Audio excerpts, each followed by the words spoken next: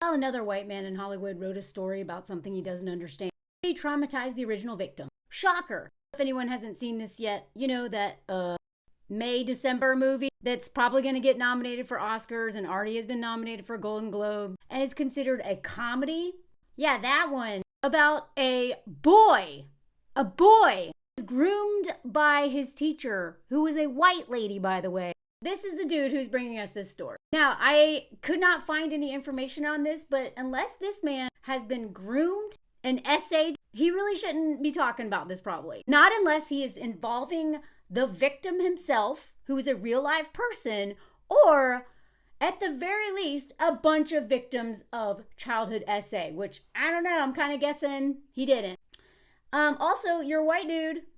You do not understand the intersection of white women and men of color. You do not understand that intersection. So again, why are you telling this story? Are you that, are you that desperate for ideas? Could you not have completely changed the story to not re-traumatize this victim? This is the man who did a movie about Karen Carpenter using Barbie doll, unless he understands. I can't watch this. By the way, remind me, I have a Karen Carpenter video I want to make because holy crap, was that enlightening to go in that rabbit hole. But as somebody who was, make for almost a couple decades, I do not want anybody who has not been through that making movies about it. I'm going to give him the benefit of the doubt and assume that maybe he talked to people who have recovered from that. Whatever. I just want to remind y'all how common this is. Remember this movie? This trash that was honestly I couldn't get past. I couldn't watch it. It was so degrading in just the first 5 minutes. This man should not be writing that movie or directing it. I'm so tired of men telling Marilyn Monroe's story.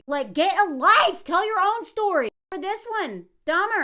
Netflix just loves exploiting victims, telling the stories of schmurial unalivers through the lens of them. Instead of the victims, they did not have permission to tell this story. Yet Dahmer had 196.2 million hours watched the first week.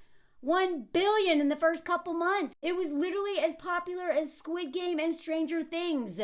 Yet it focused on Dahmer and why'd he do this? I wonder why he did this. Instead of the victims and telling it entirely through their narrative. And just like all the rest of these dudes, they did not have their consent. They were really upset about this show. And they didn't make any money off of it. That is what's so maddening. These Hollywood directors have the audacity to tell stories they know nothing about other than a little research, and now they're qualified to talk about something very complex and so traumatizing. And just like men on this app and all the other apps who, talk about domestic violence against women because they care so much. No, they don't. They literally talk about our lived experiences so they can make money. I'm talking to you, Robbie Harvey. Please don't Google him or follow him or look at any of his stuff. You're putting money in his pocket instead of to actual victims, by the way. So then we have this whole thing of people being like, Dahmer's kind of hot. And Murphy, the dude who made that, was like, we're really interested in telling about Dahmer, the person who made the monster he is. This is a story about white privilege and systemic racism, and it's about homophobia. But you literally made a show, people were like, that is so disingenuous because you didn't really educate anyone. You literally profited off of telling a really crazy story about a man who targeted black men especially, but gay men. Didn't even talk to the families of those survivors. God, how disrespectful can y'all be? And then you also center the narrative on the predator, not the victims. By the way, on this show about systemic racism and stuff, apparently the set was not a safe place for black women. One of the crew members called them out. Treated horribly. So, it's coming straight from inside the house that these productions are not about any form of social justice or, in-depth storytelling that might change people's mind. No,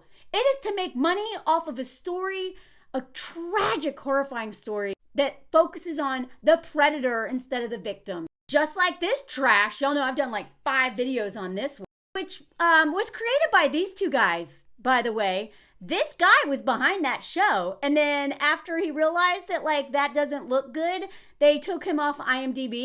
But he's behind the show. These two are best friends, y'all. That hasn't changed. Seth Rogen's just smart enough to not hang out with him in public. But yet again, even Pamela Anderson, who was the victim of that horrifying story of being basically essayed by the entire world, her own son was like, how is this a comedy? What is wrong with y'all? And sorry, this is a screenshot from her story told from her. Dude, they literally, she was like, she's having nightmares. She can't sleep. She will not watch it. She never gave them permission. They did all this without talking to the central person. And this great article talks about how they just exploited her all over again, re-traumatized this woman. And her piece of trash ex was like, oh yeah, it's cool. I'm stoked that they're talking about me because no one cares about me and I need someone to talk about me. The fact that that stupid series focused on the perpetrator. And this, and his like, I did videos on this, y'all. He's such a victim. Poor Seth Rogen's character. He did this because his daddy was mean to him while he was trying to play trains. And he's just a scared little boy who pees himself. And so when he gets his justice for screwing over Pamela, we're supposed to root for this guy. Like, fork off. And also, I wrote about this for Glamour magazine several years ago. All these Ted Bundy stories. Can men stop telling this story? 2 Netflix specials within like a year. A 4-hour special, then its own movie. And Netflix is out here making fun of women, being like, sorry ladies, I know he's hot, but like, you can do better than this. Like, the way they laugh in our face. This made me so angry. That's why I wrote about it.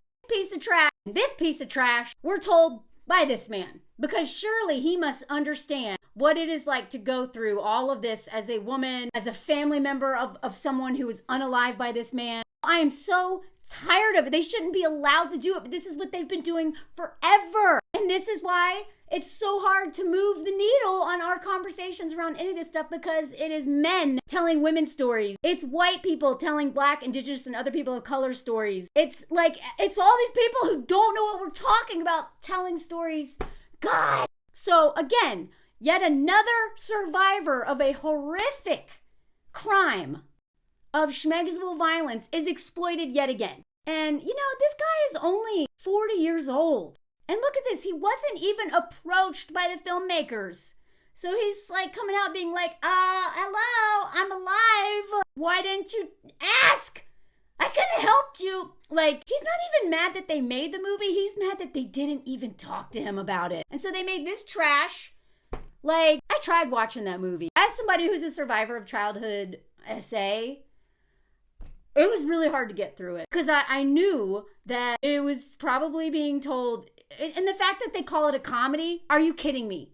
Are you kidding me? Screenwriters literally cited this is the story of the inspiration. Not a single person from Netflix. I swear, this is Netflix doing it all the time. It's not just Netflix, but they are so guilty of this. A single one reached out to him. This boy was 12 years old when a 34-year-old white woman groomed him, raped him. They didn't even change any of the details to make the story different. So how could we not draw direct parallel? That, they used a man from Asian Pacific Islander descent. All these details.